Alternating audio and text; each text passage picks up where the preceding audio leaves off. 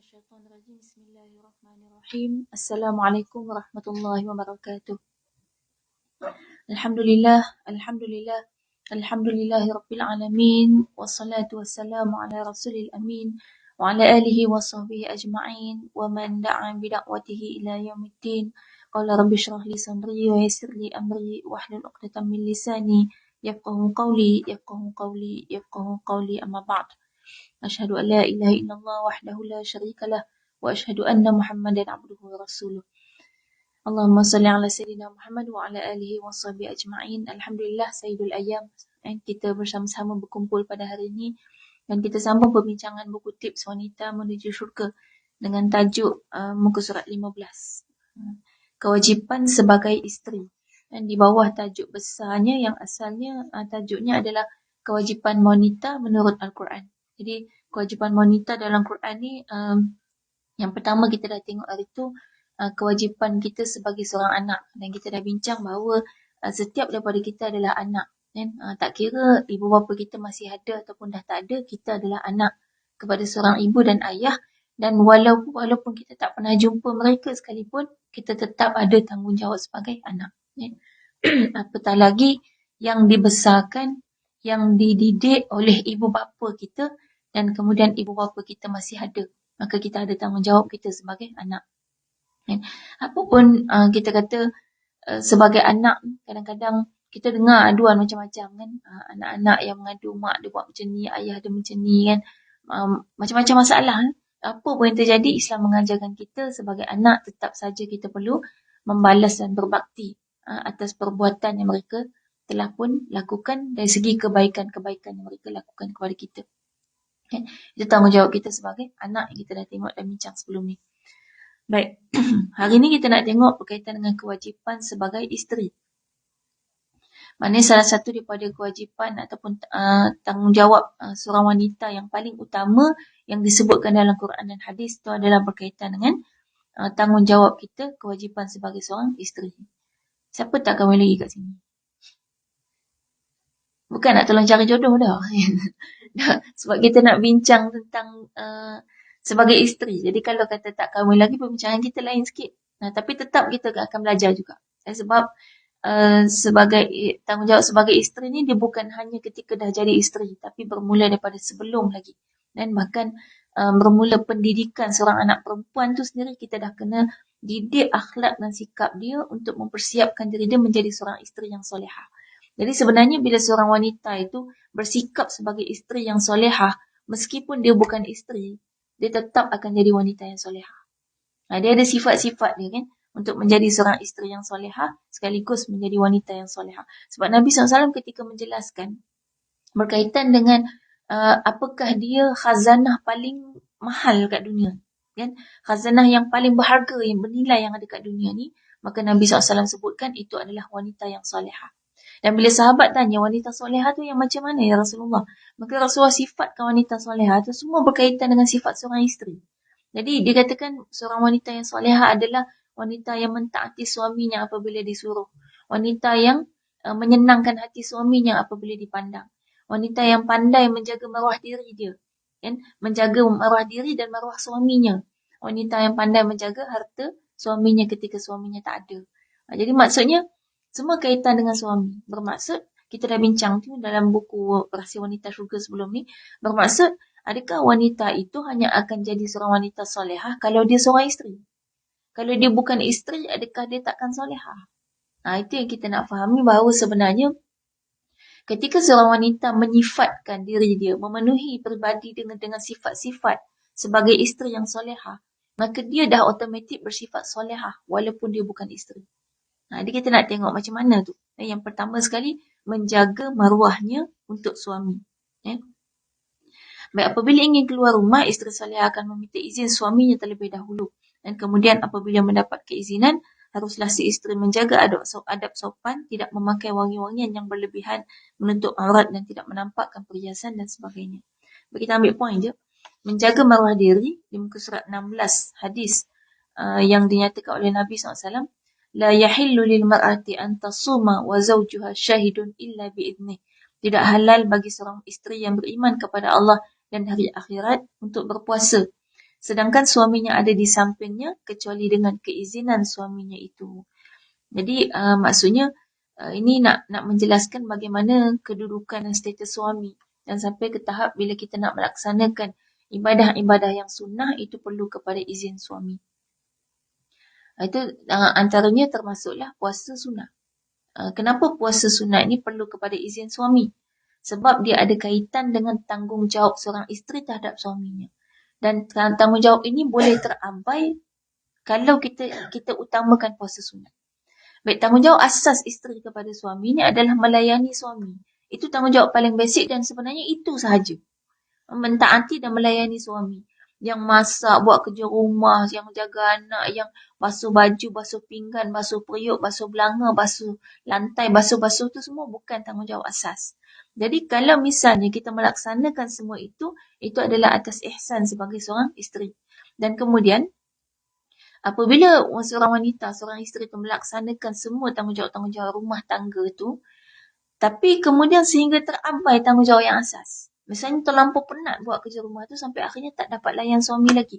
Maka di situ dah terabai tanggungjawab yang asas. Kalau suami masih demand dengan tanggungjawab yang asas, masih nak juga isteri tu melaksanakan tanggungjawab yang asas, maka menjadi tanggungjawab suami untuk menyediakan.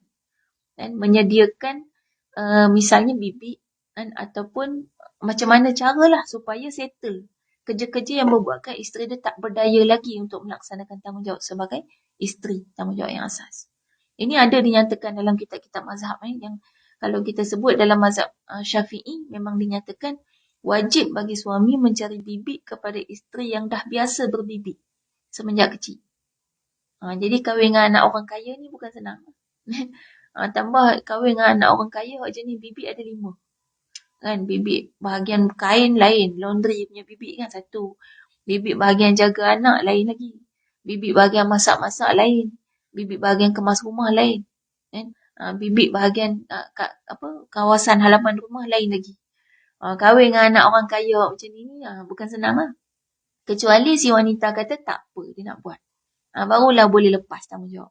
Kalau tidak, dia wajib. Itu bukan mudah. Ini benda yang ramai kita tak tahu. Sebab kita ni mempelajari ilmu-ilmu ini hanya melalui keadaan masyarakat. Kebiasaan masyarakat kita. Tambah-tambah mak ayah nasihat benda sama. Mak ayah pun tak erti juga. Sebab atuk kita nasihat benda sama juga. Nenek kita nasihat benda sama. Jangan kita nasihat benda sama ke anak kita. Itu nasihat yang datang daripada kejahilan kita. Sehingga akhirnya anak kita pun fokus kepada buat kerja-kerja rumah sebab dia anggap itulah tanggungjawab dia sehingga terabai tanggungjawab dia yang asas. Itu yang kadang-kadang suami balik bau bawang.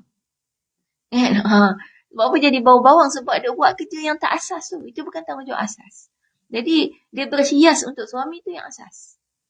Jadi maknanya kalau misalnya disuruh buat semua sekali, maka ini kalau kita belajar tanggungjawab maknanya kena belajar kitab fiqah lah. Ambil lah Ustazah, minta Ustazah bidang fiqah. Saya bukan bidang fiqah, tapi benda ni saya belajar sebab benda ni asas kan. Saya juga seorang isteri tu. Jadi benda kita kena tahulah tanggungjawab asas kita. Baik. Jadi maknanya ada dalam kitab fiqah memang disebutkan kalau misalnya si wanita itu contohnya kalaulah menyediakan makanan tanggungjawab suami. Tapi kan selalu isteri masak kan. Ibu-ibu akan masak kat rumah. Baik, sebenarnya termasuk dalam bab tanggungjawab ni adalah suami yang menyediakan makanan. Bukan menyediakan bahan mentah. Bukan menyediakan ikan yang baru naik daripada laut dah. Dia kena sediakan yang ikan yang siap dalam pinggan. Yang siap untuk dimakan. Jadi kalau isteri nak masak, maka ia adalah ihsan. Ihsan daripada isteri. Misal kata suami bawa balik, dia balik daripada pantai Terengganu kan. Dia bawa lah tu ikan special-special dekat sana tu. Macam-macam jenis ikan. Dia bawa balik, ni masak. Isteri kata penat dah bang, saya tak boleh nak masak hari ni, beli siap boleh. Maka menjadi tanggungjawab suami untuk beli yang dah siap. Lepas tu yang mentah-mentah tu mana? Masuk peti. Tak pun hantar mentah pergi kedai. Bayar untuk masak. Tapi boleh juga dia upah isteri dia. Ni kadang-kadang kedai dia bayar, dia nak bayar. Isteri free. Dia katalah isteri kata, penat lah bang, tak nak lah. Masak penat ni baru je sampai. Suami kata, upah RM50 bang. Oh boleh. RM50 boleh beli handbag satu kan. Jadi itu yang kadang-kadang si isteri tu rasa masak untuk keluarga tak diupah. Masak untuk orang dapat gaji. Akhirnya dia kerja keluar. Jaga anak sendiri tak ada upah. Jaga anak orang dapat upah. Akhirnya anak sendiri pergi hantar kat orang, pergi jaga anak orang kat nursery. Kan? Jadi konsep yang akhirnya disalahfahami gitu. Dan yang sebenarnya semua itu tidak menjadi tanggungjawab asas sebagai seorang wanita, isteri. Dan kalau suami nak suruh isteri dia buat juga, maka dia kena bayar. Bayar itulah nafkah. Dan itu yang maknanya konsepnya tanggungjawab asas suami menyediakan pakaian, makanan, tempat tinggal. Dan kalau isteri tidak melakukan tugas-tugas lain selain daripada tanggungjawab asas. Tapi kalau isteri tak laksanakan tanggungjawab asas lagi, kewajipan suami pun hilang. Suami tak wajib lagi sediakan makanan. Kalau memang tak layan dia, buat tak tahu kat dia. Sibuk dengan Facebook, sibuk layan kawan-kawan online kita. Kan? Maka dah tak menjadi tanggungjawab suami lagi menyediakan yang asas. Tapi kemudian kalau misal isteri buat sesuatu yang lebih daripada yang asas, maka kalau suami nak suruh buat juga, paksa juga suruh buat, dia tak boleh paksa. Melainkan dia bayar upah, kalau dia bagi, maka wajib kita buat. Kalau dia bayar, maknanya wajib kita buat. Maknanya dia ada bagi duit poket. Itu kita wajib buat apa yang disuruh. Walaupun ambil air kan, buat benda-benda yang pekerjaan-pekerjaan yang berbentuk job lah kan, job kerja bibik kan, istilahnya kerja bibik tu, itu dia wajib untuk bayar. Bayar dalam bentuk istilahnya nafkah, duit poket. Tapi kalau memang kita tak buat semua tu, dah ada bibik 5 orang kat rumah tadi, yang tu tak wajib dah bagi duit poket. Tapi selalunya hak tu yang dapat duit poket pasal suami dia kaya. Kan? Bibik dah 5, dapat pula lagi. Kan? Itu takdir masing-masing lah. Kita tak perlu bandingkan dengan orang yang takdirnya lebih baik. Walau macam mana pun disebutkan ihsan seorang isteri apabila dia melakukan kerja-kerja rumah, bermakna seorang isteri yang baik, kita tak berkira dalam kerja rumah. Kita nak buat apa kalau tak buat kerja rumah? Nak buat apa? Nak main Facebook setiap hari tu. Jemuk kan? Kita pun, kalau kita nak main, nak duduk santai-santai macam orang, kalau orang kaya dia lain cerita, ada duduk rumah, ada orang tolong pedicure, manicure dia kan. Itulah sebenarnya kerja seorang wanita, untuk dia layan suami dia dengan baik. Jadi kerja dia bernandan, kerja dia bersolek kan, itu kerja dia. Kan? Tapi kalau kita rasa takkan 24 jam nak buat kerja tu, sebenarnya memang buat, kita kata pergi salon, pergi buat semua tu dapat pahala kalau memang tujuannya untuk suami. Cuma yang banyak rajin pergi salon bukan untuk suami. Kebanyakan yang rajin pergi salon tu yang jenis duduk kerja berdepan dengan orang. Kan? Sebab dia nak jaga penampilan. Yang dari ujung rambut sampai ujung kaki ada salon khas dia. Kan? Sampai gigi dia, kan? Sampai hidung, sampai semua dia ada. Kan? Kuku dia, kuku kaki lain dengan kuku tangan. Kan? Lain dia punya sauna, spa dia semua ada.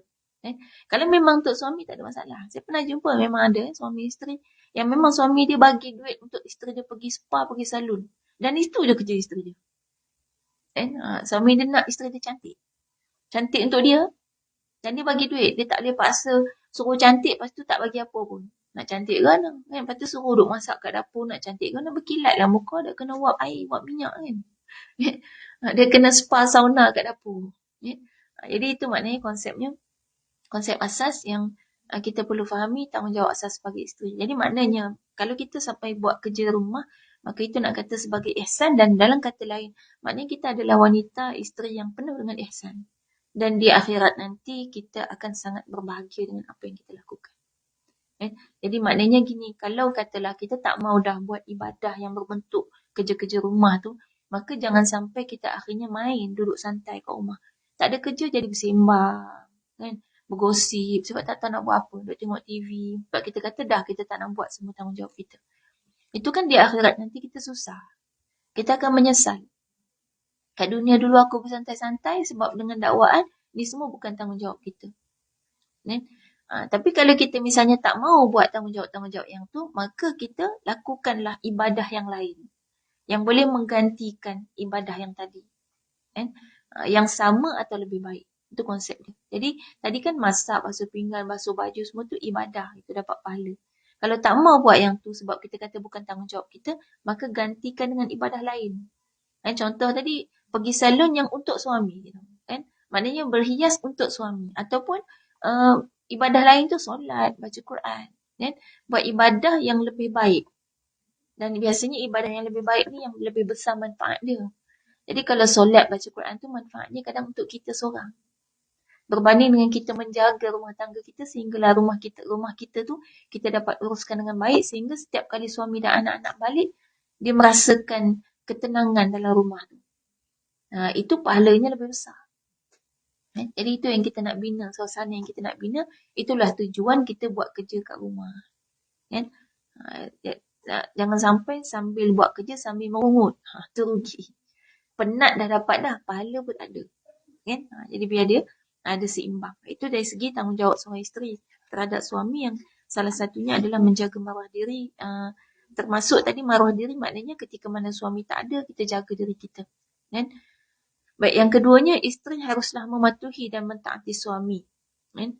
Malah ketaatan kepada suami haruslah diutamakan daripada ketaatan terhadap ibu bapa dan saudara terdekatnya. Baik, saya ingat sebenarnya tajuk ni akan dibincangkan lagi dengan lebih detail dalam tajuk dalam bab seterusnya. Jadi kita pergi sepintas, tak dalam sangat ni. Baik, yang kedua ni patuh dan taat. Jadi di sini ada hadis yang disebutkan sekiranya aku ini orang yang menyuruh mana-mana orang supaya bersujud kepada orang lain, tentu sekali aku akan menyuruh isteri bersujud kepada suaminya.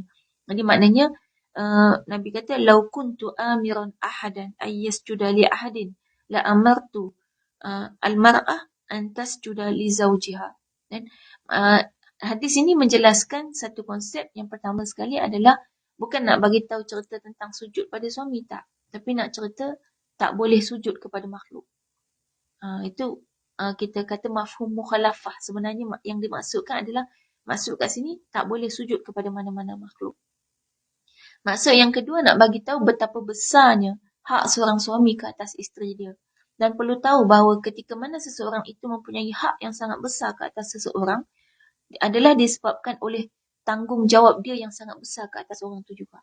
Jadi kenapa suami tu ada hak yang sangat besar kepada isteri? Sebab suami ada tanggungjawab yang sangat besar kepada isteri dia. Dia seimbang sebenarnya. Kan? Cuma selalu bab hak ni orang faham betul. Kan? Bab hak-hak tu cepat kita minta. Bab tanggungjawab kita lupakan. Kita tak belajar. Maka akhirnya suami duk minta macam-macam isteri buat. Suruh isteri buat tapi dia tak belajar apa tanggungjawab dia kepada isteri dia. Sebenarnya kalaulah seorang lelaki tahu betapa besar tanggungjawab dia kepada isteri, kepada keluarga dia, maka dia tak akan mudah-mudah untuk berfikir mencari isteri yang lain. Nak tambah cawangan tu bukan mudah.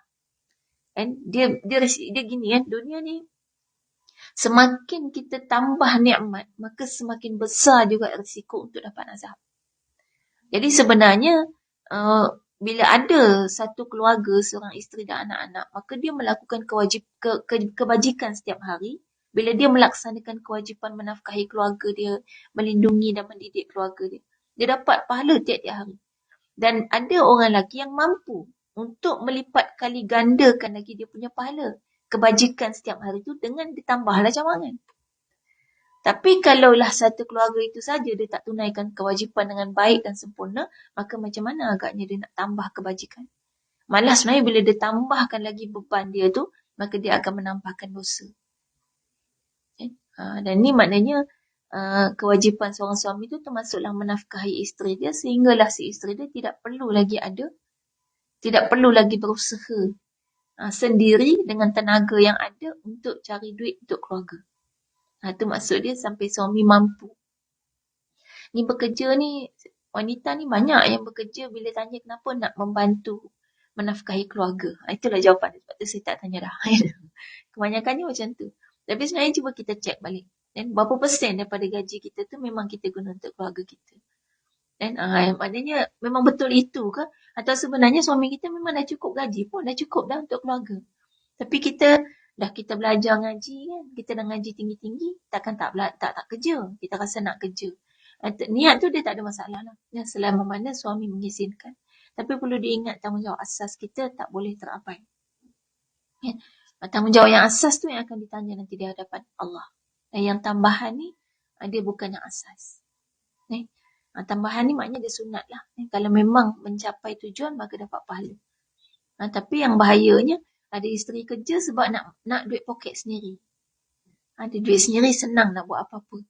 Tu maknanya kita dah bekerja dengan tujuan-tujuan yang keduniaan lah. Duit poket tu kita nak buat apa tu? Jadi kadang-kadang bila kita keluar bekerja, itulah yang banyak perbelanjaan. Bila kita keluar tiap hari, tudung kena banyak. Kan? Jadilah banyak beli tudung. Cuba kalau kita keluar, kita tak kerja, misalnya keluar seminggu sekali. Maknanya satu tudung je kita perlu seminggu. Sebulan 4 tudung je. Maknanya setahun 4 kali 12. Kan? Takkanlah 4 kali 12 maknanya 48 tudung. Kita nak tukar-tukar tudung tiap kali keluar. Tak juga kan. Maknanya tak perlu banyak-banyak. Yang jadi perlu keluar belanja banyak ni sebab kita keluar banyak. Minyak kereta lagi. Kan? Jadi cuba kira balik kan. Pendapatan dengan pengeluaran kita berbanding dengan mungkin pendapatan yang nampak kurang tapi pengeluaran juga kurang. Sebab tu saya dalam buat pekerjaan misalnya kan. Pada saya dia ada pro kontra. Orang yang kerja profesional dengan orang yang kerja buruh kasar yang gaji sikit. Kan? Baik, ada orang kata kerja profesional lah bagus gaji besar. Tapi saya kata gini, orang kerja profesional yang banyak sakit. Sebab bila dia kerja dalam aircon, dia duduk, tak berjalan, tak bergerak tu kan kesihatan kita efek kan. Kemudian dia kerja kadang-kadang sehari tak peluh langsung. Sebab dalam kereta aircon. Kan? Keluar kereta jalan sikit, masuk office aircon balik.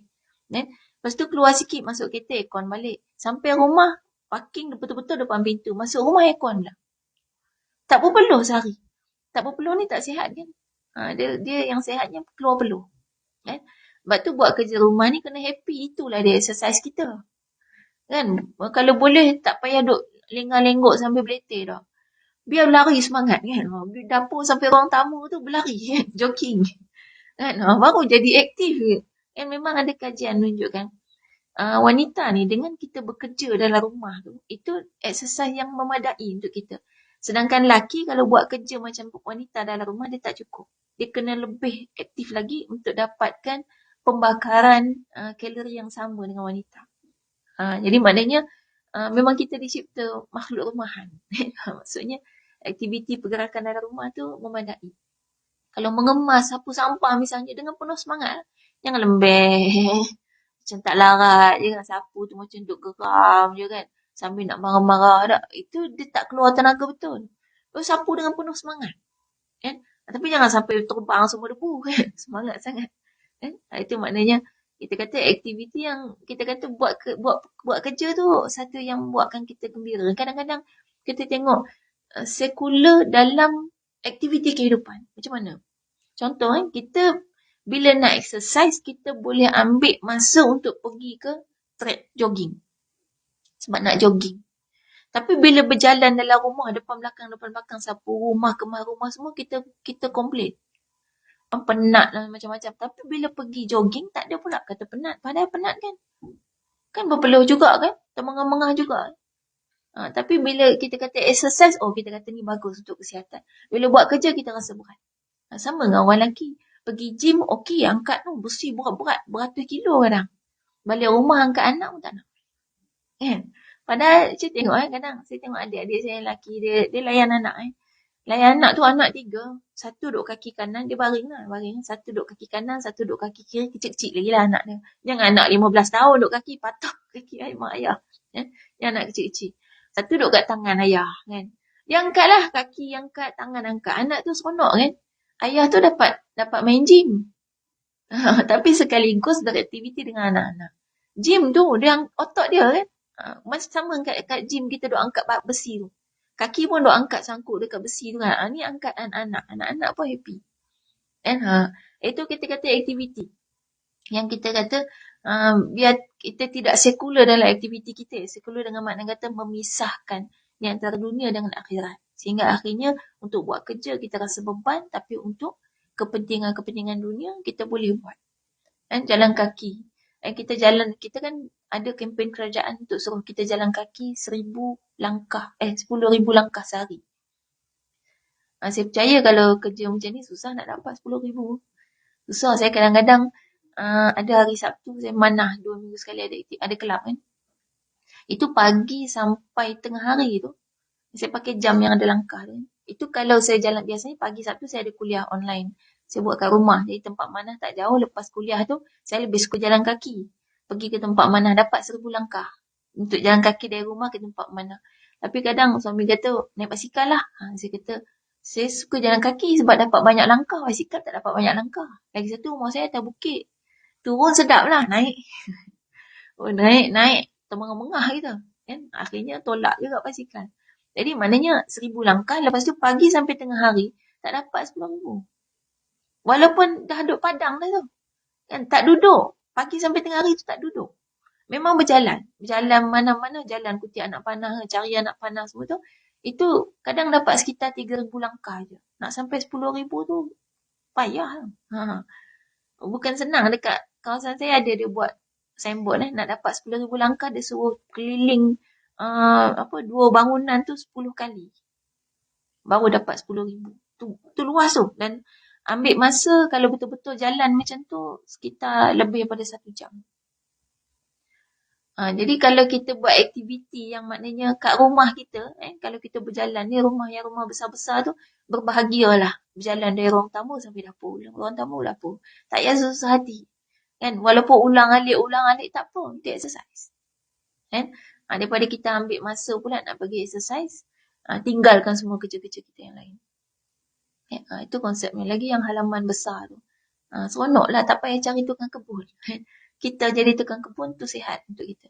Jadi dalam bab pekerjaan tu, saya kata kadang-kadang bila orang kata ni kerja ni gaji murah, saya kata orang yang kerja gaji murah tu lah yang banyak sihat. Kan? Tukang kutip sampah sihat. Lompat lori tiap-tiap hari. Exercise dia tiap-tiap hari tu. Kan? Tapi bergaji. Kan? Orang lain nak melompat, keluar duit. Kan? Kena pergi dekat gym ke, pergi dekat mana tempat kan nak buat exercise tu. Kan? Yang kerja tu, duk hantar-hantar makanan tu. Kan? Naik turun flat kan. Pergi hantar-hantar makanan tu, itu sihat. Gaji memang tak seberapa. Tapi kan maknanya pengeluaran dia akan kurang juga. Dia tak perlu selalu jumpa doktor. Dia tak berisiko dengan penyakit-penyakit yang tersimpan. Ya? Penyakit-penyakit yang tersimpan lama dalam badan kita yang jangka masa panjang bawa penyakit. Jadi dia ada pro kontra lah. Kedua-duanya. Kalau kita nak baik lagi, kerja profesional dan kerja cara buruh kasar, dua-dua kita buat. Jadi tak payah kira berapa gaji. Kan? Buat je semua. Tak payah kira dibayar ataupun tidak. Dan yang penting benda tu semua nilai dia ibadah. Itu konsepnya. Jadi lepas ni berbahagialah buat kerja rumah. Itu semua exercise kita ditambah dengan dapat pahala. Baik, kemudian dia ada konsep lagi satu, la ta'ata li makhluqin fi ma'siyatil khaliq. Jadi asas kepada ketaatan kepada suami adalah tidak boleh mentaati dalam maksiat. Jadi kalau jelas maksiat, tak boleh taat. Ini kita dah pernah bincang, tapi nanti kita akan bincang lagi dalam bab yang lain. Baik, yang ketiga, menjaga rahsia rumah tangga dan perihal yang berlaku antara dia dan suami, sama ada buruk atau yang baik. Jadi rahsia suami isteri kena jaga. Aib suami. Kan? Maknanya rahsia suami isteri ni adalah khusus apa yang berlaku dalam rumah yang orang lain tak tahu pun kalau kita tak bagi tahu. Dan perkara itu tidak wajar untuk orang lain tahu. Itu kita kena jaga. Kan? Baik, yang keempat, mendorong suaminya untuk melakukan kebaikan. Misalnya mendorong suaminya agar berbakti kepada ibu bapa dan berlaku ihsan terhadap kedua ibu bapanya. Sebagaimana firman Allah, A'udzubillahi minasyaitonirrajim, wa wassaynal insana biwalidayhi ihsana. Maksudnya kami perintahkan kepada manusia supaya berbuat baik kepada kedua ibu bapanya. Jadi antara tanggungjawab isteri juga adalah mendorong suami untuk buat baik. Dan kita tahu ada banyak pun kejadian rumah tangga dalam sejarah manusia. Macam mana akhirnya seorang lelaki itu berubah. Sama ada menjadi baik ataupun menjadi buruk. Itu adalah bergantung kepada siapa isteri dia. Dan kadang-kadang seorang suami itu boleh berubah lepas kahwin. Sebab isteri. Kan? Maknanya isteri itu boleh membuatkan suami itu boleh putus hubungan dengan keluarga juga. Kan? Isteri itu juga boleh membuatkan suami itu semangat untuk pergi ke medan jihad juga. Dan kita tahu dalam sirah Ummu Umarah, seorang sahabiat yang akhirnya selepas daripada kewafatan Nabi SAW pun beliau masih lagi pergi ke medan perang. Ni perempuan, wanita. Cuma nak cerita, kali pertama Ummu Umarah pergi ke medan perang tu bukan untuk pergi perang. Sebab dia wanita, dia tak ada tanggungjawab perang. Apa dia buat? Dia hantar suami dan anak-anak laki dia ke medan perang.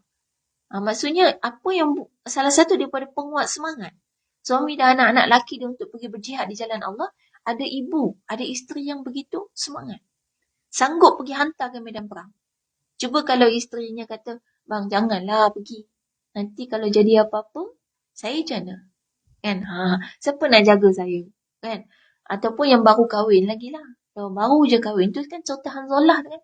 Baru kahwin, malam pertama kahwin dipanggil untuk ke medan jihad. Dan dia tinggalkan isteri dia keluar. Bukan tinggal macam tu saja, dah tentu isterinya juga adalah seorang yang kuat keimanan sehingga mendorong suami dia untuk keluar.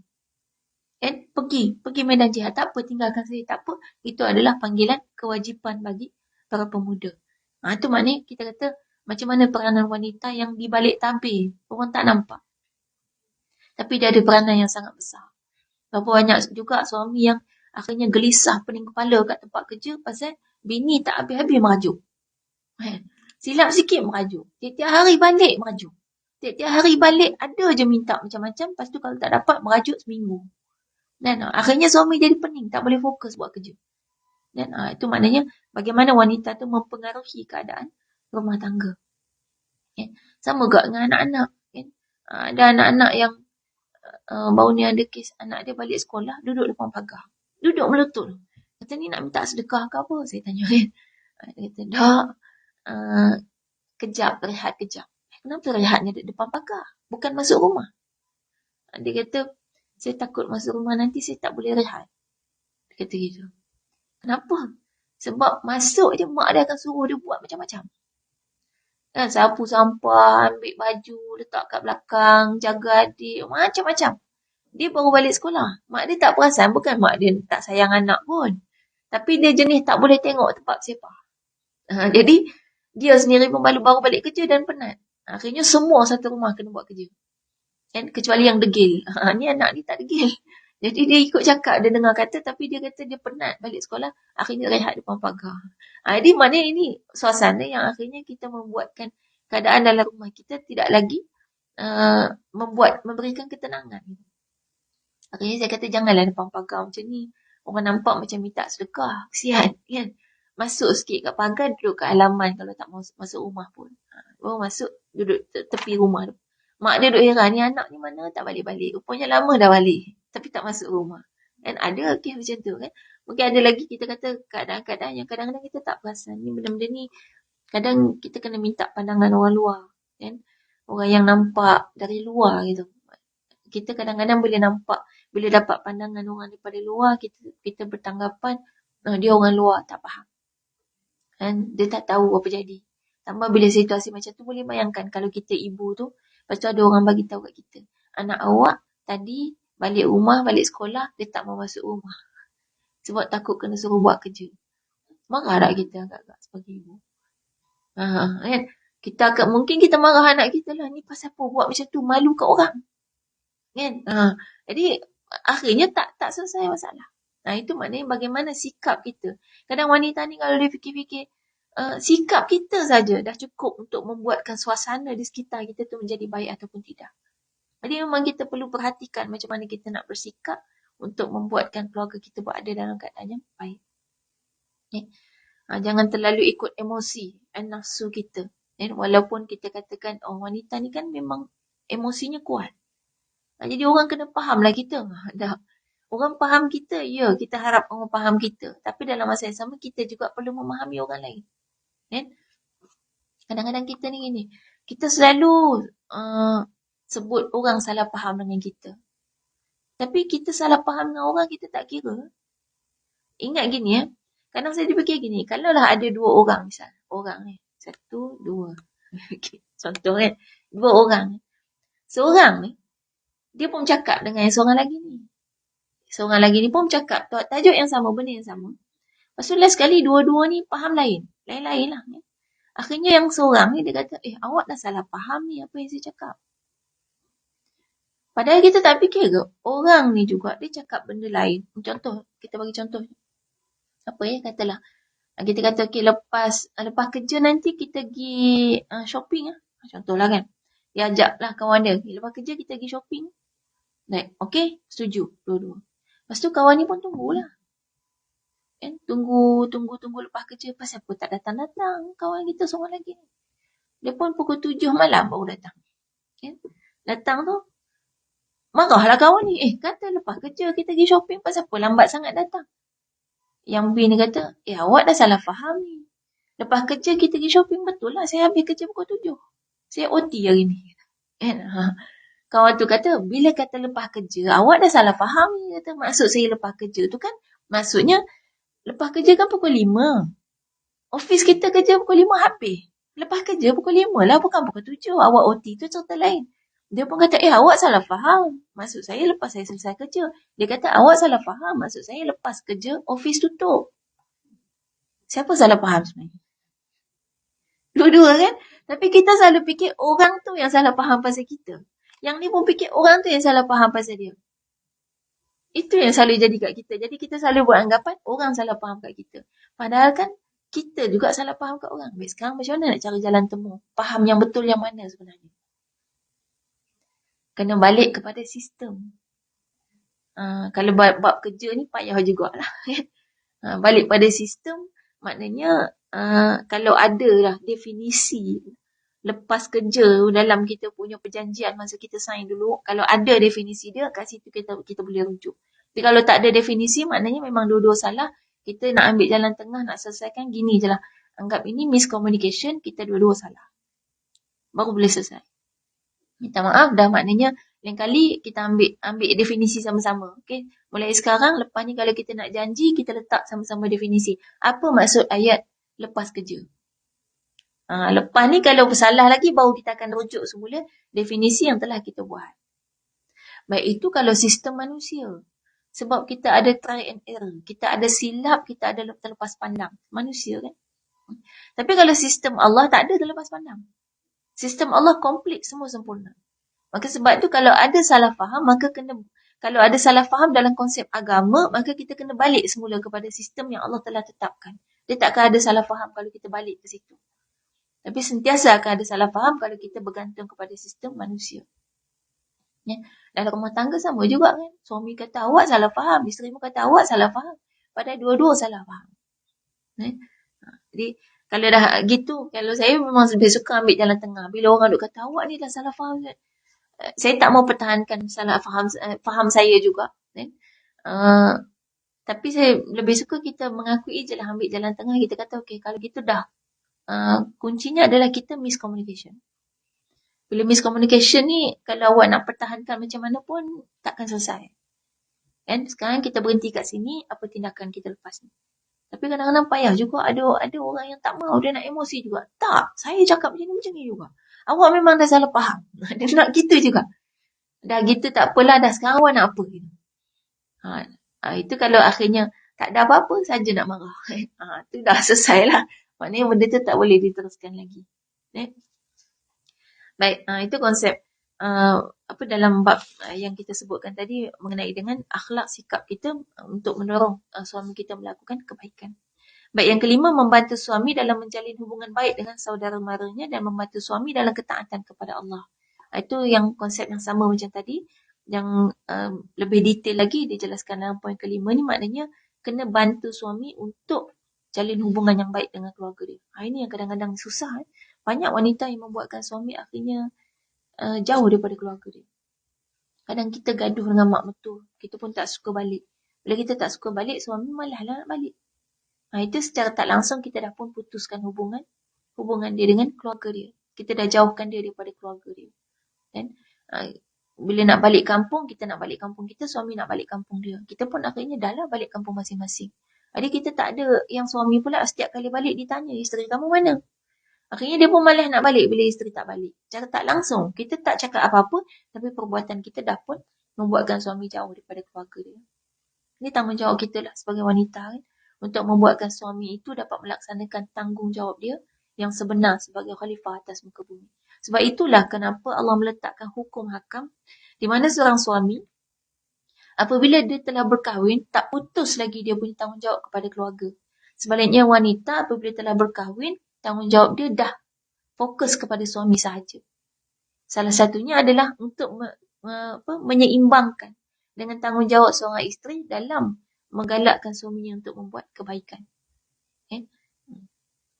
Baik, yang keenam, mengatur dan mengemas rumah walaupun mempunyai pembantu rumah. Baik, ini yang kita sebut tadi, sunat sunat lah untuk kita mengatur ataupun kita buat kerja-kerja rumah tu sebab sebagai seorang isteri yang ihsan. Ihsan maknanya baik kan, isteri yang baik. Kita tetap membantu kerja-kerja dalam rumah kita dan sebenarnya konsep asasnya dalam hadis yang Nabi SAW sebutkan kullukum ra'in wa kullukum mas'ulun an ra'iyati. Kamu adalah pemimpin, setiap kamu adalah pemimpin dan kamu akan dipertanggungjawabkan atas kepimpinan kamu. Di situ ada wanita adalah pemimpin kepada di rumah suaminya. Jadi konsep asas kita pemimpin maknanya queen. Queen memang tak buat kerja sebenarnya. Tapi queen itulah yang mengatur rumah. Jadi dalam nak mengatur ni kadang-kadang ada queen yang terlampau cerewet. Yang menyebabkan orang semua tak tahan kerja kat rumah kita. Kan? Maka kat situlah kita nak kena seimbangkan sikap kita. Dalam masa yang sama kita juga akhirnya kena mengaturlah rumah kita. Dan sebaiknya kalau boleh bilik kita sendiri tu kita yang atur. Kan? Kita yang susun, kita yang kemas. Sebab di situ akan membantu kebaikan, menambahkan kebaikan dan mengharmonikan keadaan rumah tangga kita. Berbanding kita bagi orang luar yang kemudiannya usik-usik barang peribadi barang kita, barang peribadi kita. Itu maknanya bila kita kata dia sebagai sunat, maknanya kok mana pun dia mestilah membawa kepada terlaksananya tanggungjawab asas kita. Dan sebagai isteri yang kita kata membawa ketenangan dan kebahagiaan, kebaikan lah kita kata dalam rumah kita. Baik, yang ketujuh, menjaga penampilan diri di rumah. Ini tanggungjawab asas tadi yang kita sebut melayan suami itu adalah tanggungjawab yang paling asas sebagai seorang isteri. Maka sebab itulah kadang-kadang kita ni beli baju untuk pakai kat luar yang mahal-mahal. Cuba tengok, balik nanti tengok baju pakaian kita keluar dengan pakaian kita dalam rumah. Berapa harga? Yang dalam rumah keluar RM10 kan. Baju apa lagi batik RM20 kan. Yang kat luar RM200 kan. Maknanya itu dah terbalik lah. Orang pula jual pakaian keluar rumah tu yang lagi mahal. Sebab tu kalau ada orang pernah tanya, kalau saya jual pakaian yang tak tutup aurat ni, dosa tak? Saya kata jual tak dosa. Yang dosa tu si pembeli bergantung kepada kat mana dia nak pakai. Sebab kalau tak ada orang nak jual pakaian ni, dan macam mana dengan isteri-isteri yang nak pakai pakaian macam ni kat dalam rumah dia? Dan jadi dia ada keperluan sekarang ni, yang beli tu yang berdosa kalau dia pakai kat luar. Ni sepatutnya pakaian pakai dalam rumah. Pakaian tu kan tak salah, bukan pakaian tu yang salah. Orang yang pakai tu yang salah. Ataupun kita nak pakai pakaian tu lapisan dalam. Jadi 2-3 lapis dia pakai baju lagi bagus. Sebab wanita ni sebenarnya kalau wanita yang usianya kita kata bukan warga emas lagi, bukan usia lanjut lagi, itu sebenarnya pakaian terbaik bagi kita adalah minimum 2 lapis. Dari hujung rambut sampai hujung kaki. Stoking tak boleh lah 2 lapis. Payah pula 2 lapis kan. Maknanya pakaian kita tu pada pakaian-pakaian pada bahagian-bahagian yang ada bentuk badan ni dia ada, kita kata hujung-hujung anggota tak masuk lah kan. Kepala misalnya dia tak ada masalah untuk nampak bentuk, kaki pun tak ada masalah, tangan ni sampai ke siku kan. Itu kita kata dimaafkan lah kan. Tapi pada bahagian-bahagian yang membentuk itu lebih baik untuk dipakai lebih daripada selapis pakaian kita. Jadi tak ada masalah lah nak lebih daripada selapis. Belah dalam tu takkan semua longgar-longgar. Kan? Semua longgar-longgar terbang semua lah. Jadi maknanya pakaian tu memang tak ada masalah. Dan yang masalah di mana kita pakai pakaian tu. Orang pakai jubah labu kan? Panjang longgar semua. Kadang-kadang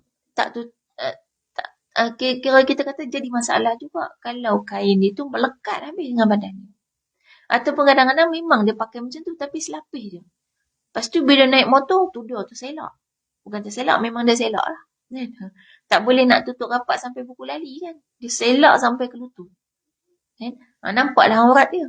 Ramai orang tak perasan kan. Dia naik motor, dia selak tak pakai seluar panjang. Dah tahu nak naik motor, dia pakai kain baju kurung je. Dan tak pakai lagi dah seluar panjang kat dalam tu. Lepas tu terselak sampai nampak betis. Jadi aurat. Itu maknanya pakaian kita kata bukan masalah pada bentuk pakaian tapi pada bagaimana kita memakai pakaian itu dan di mana tempat dia. Dan kemudian itu soal penampilan. Sebab penampilan ni termasuk dalam tanggungjawab melayan suami dengan Baik. Baik, yang ke-8, isteri harus bijak dalam menangani masalah suami kerana isteri juga ibarat pendorong dan pemberi motivasi kepada suami. Ini yang lagu Nasyid Raihan kan. Isteri cerdik yang solehah. Kan? Jadi wanita ni bila dia bijak kan, itu lebih menjadi khazanah yang sangat berharga dalam kehidupan dunia. Jadi itu ditunjukkan oleh Ummu Salamah dalam membantu menangani masalah yang berlaku masa Haji Wada' masa Nabi SAW haji kan, yang masa tu dalam kes yang mana Nabi perintahkan sahabat-sahabat untuk tahallul tapi tak ada siapa buat kan, sehinggalah Ummu Salamah bagi cadangan kan, macam mana kalau kau keluar kat depan tengah-tengah sahabat-sahabat ni, kau tunjukkan tahallul kepada mereka. Yang benar Nabi terima nasihat tu, walaupun Nabi tu Rasul kan, manusia paling hebat di alam ni, tapi itulah manusia paling hebat tu mendengar pandangan walau dari siapa pun pandangan tu datang. Kita kadang bukan siapa-siapa. Tapi kalau budak kecil bagi pandangan kat kita, kita kata, hang budak kecil duduk diam-diam. Kita tak ambil kisah pun. Ada suami yang kalau isteri bagi pandangan, terus tolak tepi. Walaupun selemah-lemah akal seseorang tu, ada ketika pandangan dia boleh dipakai. Kerana anak-anak kita, walaupun dia tak pandai nak fikir apa pun, ada ketika pandangan dia boleh dipakai. Itu kalau kita bijak, maka kita akan boleh menerima benda tu. Jadi maknanya kalau suami kita ada masalah, isteri yang baik, dia tak tolong tambah masalah. Ni kadang suami cerita kat tempat kerja ada masalah sekian-sekian. Kita kata, itulah. Kita tak tambah. Siapa suruh buat gitu? Kita marah pula dah. Itu yang akhirnya dia tak mau cerita masalah kat kita. Sebab kita tidak membantu. Itu tanggungjawab sebagai isteri yang solehah. Baik. Habis sampai situ. Kemudian kita berhenti sampai situ. Sebab lepas ni kita akan tengok kewajipan sebagai ibu. InsyaAllah sampai sekadar tu. Mudah-mudahan ada manfaatnya untuk kita semua. Ada soalan ke? Isteri-isteri sekalian. Ada yang rasa tak puas hati. Ini ke kerja kita, tanggungjawab kita ni? Kita dah lah kerja.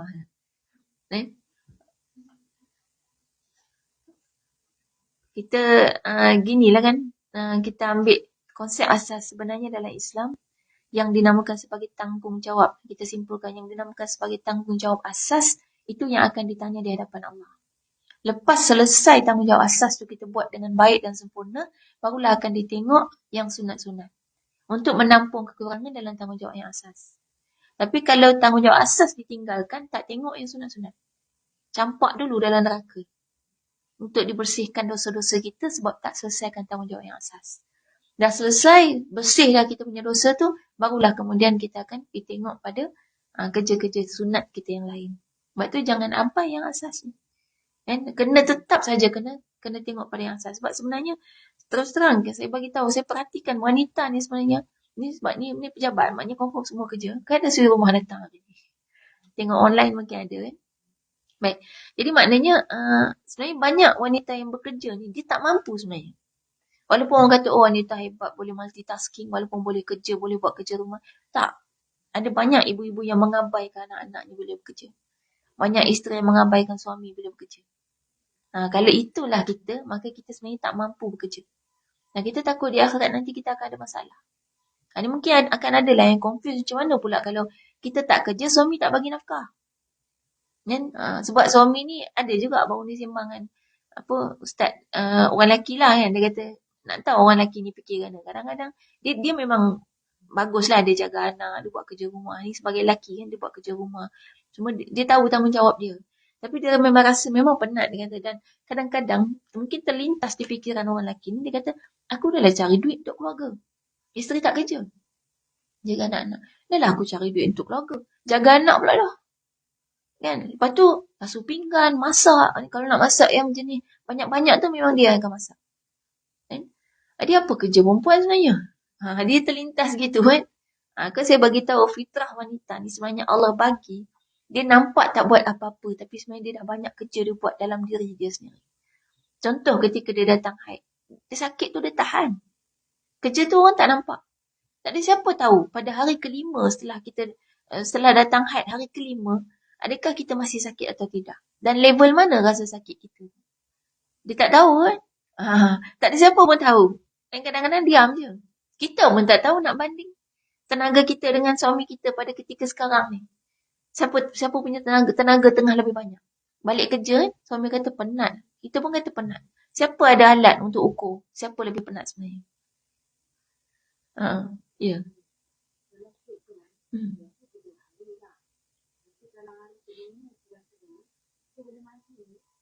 Hmm. Baik. Ni soalan haid sebab tadi sebut haid kan. Okay, kalau biasa 7 hari, tapi hari kelima dah kering, boleh mandi ke? Baik, kalau ikutkan haid ni dia tak ikut hari, tapi dia ikut kering lah. Jadi kalau memang dah kering, kita kena tengok lah kering tu bukan sekali kering terus mandi tak. Kering tu kena betul-betul clear, tak ada sufrah dan kudrah istilahnya. Tak ada warna keruh dan tak ada kuning. Dia jernih betul-betul. Barulah dikira sebagai betul-betul suci dan kena tunggu sikit beberapa jam kan, untuk pastikan dia memang betul-betul kering sebab dia sepatutnya belum habis tempoh haid kebiasaan kita. Tapi kod kali tu dia berubah kan, kita tak tahu. Itu yang ada yang kata tunggu 24 jam sebab tempoh minimum haid 24 jam. Kan? Tapi kita kata kita rasalah kan, kalau memang kita yakin dia memang betul-betul bersih, suci, tak payah tunggulah sampai 24 jam, kita boleh terus mandi. Tak payah tunggu 7 hari. Sebab haid kita ni pun bila dah berpuluh-puluh tahun melalui dia berubah. Kan? Dia takkan daripada kali pertama dulu sampai kali ke-33 tu sama. dia berubah kan, hari dia berubah, simptom-simptom berubah kan. Kadang cara dia pun berubah kan. Dia apalagi bila nak dekat menopause nanti lagi ada perubahan-perubahan. Itu semua sebenarnya kepenatan pada wanita untuk berfikir. Itu kan kalau saya percaya kalau kuliah orang lelaki dia tak tanya lah. Haid. Maksudnya bukan dia haid dan maknanya nak kata apa, otak dia tak pernah nak fikir. Nak fikir pasal ni suci ke tidak ni. Tu kadang tu pekerjaan.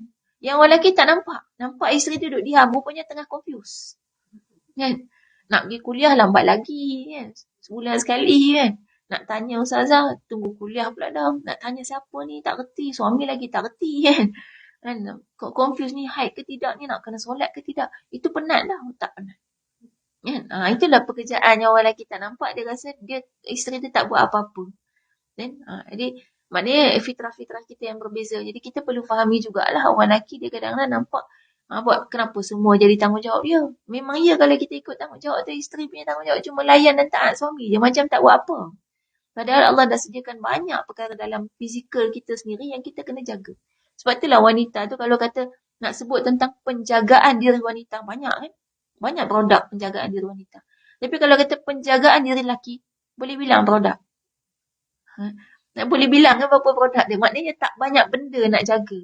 Sebab Allah dah cipta pada diri wanita tu, ada kan orang yang 24 jam habis masa untuk jaga diri dia je.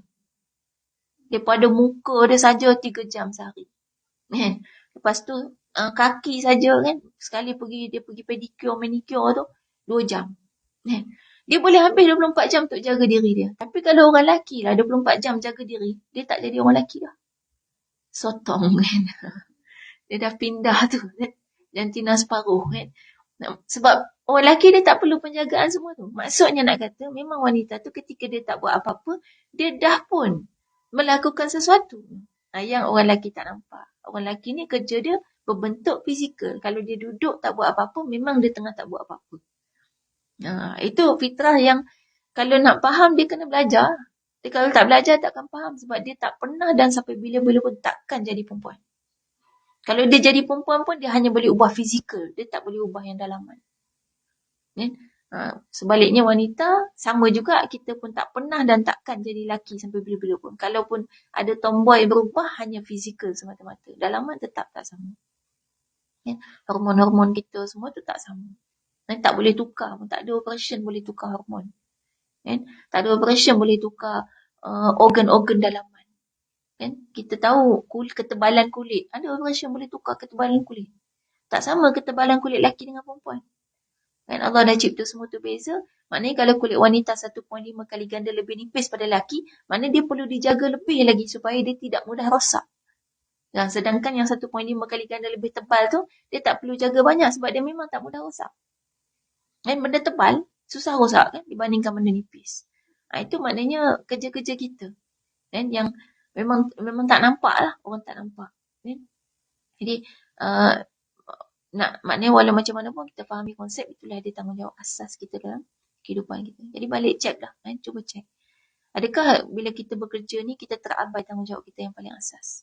Kalau sampai terabai, maknanya kita tak layak bekerja. Dan bekerja ni jadi kesalahan dosa pada kita. Yang hebatnya kita boleh buat dua-dua. Dan maknanya kita kena faham lah konsep yang asas tu yang macam mana. Dia kena ada discussion juga, perbincangan dengan suami kan, dengan anak-anak, dengan keluarga kita. Untuk fahami sebenarnya kita telah pun melaksanakan ataupun tidak. Ada keluarga yang dia tak ada masalah sebab semua tak tahu. Sama-sama jahil, semua tak reti. Tak reti tanggungjawab, jadi kita ni tak kisah suami buat ke, isteri buat ke, semua lebih kurang je kita. Dia bukan lebih kurang, dia tak reti, dua-dua tak reti. Jadi depan Allah nanti dua-dua akan ada masalah. Baik, insyaAllah sampai sekarang tu, mudah-mudahan Allah jadikan kita semua termasuk dalam kalangan wanita-wanita syurga, wanita-wanita yang solehah, isteri yang solehah, dan yang menjalankan dan melaksanakan tanggungjawab kita. Wallahu a'lam, aqulu qali hadza wa astaghfirullah li wa lakum. Wassalamualaikum warahmatullahi wabarakatuh. Kita tutup dengan tasbih kafarah dan salatul Bismillah.